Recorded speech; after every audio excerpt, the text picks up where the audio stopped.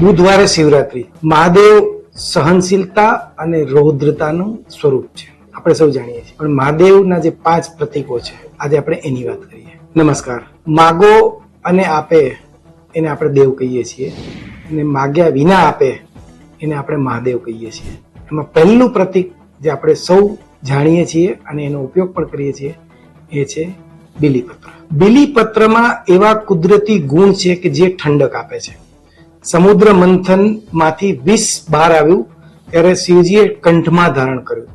એ પછી દરેક દેવી દેવતાઓ શિવજીને બીલીપત્ર ખવડાવવાના શરૂ થયા, કારણ કે બીલીપત્રમાં વિષની તાકાત ઓછી કરવાની ક્ષમતા છે.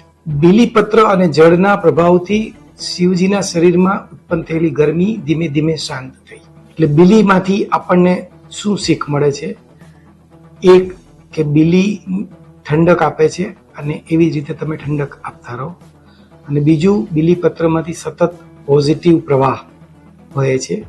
એમ વ્યક્તિની પોતાની પર્સનાલિટી પોઝિટિવ પ્રવાહવાળી હોવી જોઈએ. બીજું પ્રતીક છે ત્રિશૂળ.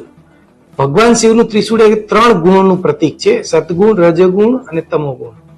એનું મિશ્રણ અને વિસર્જન બ્રહ્માંડની રચના અને વિનાશ તરફ દોરી જાય છે. ભગવાન શિવના ત્રિશૂળની 3 અણી એક બ્રહ્માંડનું સર્જન, સંભાળ અને વિનાશનું પ્રતીક છે. ત્રિશૂળ માનવ જીવનના ભૌતિક, તામસિક અને કામિક ત્રણેય પ્રકારના દુઃખોનો નાશ કરનાર છે. ત્રિશૂળમાંથી આપણને શું શીખ મળે છે? તમારી ધીરજ, ગુસ્સો અને સારપ બધાને જરૂર પડે ત્યાં જ ઉપયોગ કરવાનો છે. ત્રીજું પ્રતીક છે ત્રિપુંડ. ચંદન અથવા ભસ્મ દ્વારા 3 આંગળીઓની મદદથી આખો વિડિયો જોવા માટે ડાઉનલોડ કરો દિવ્ય ભાસ્કર એપ.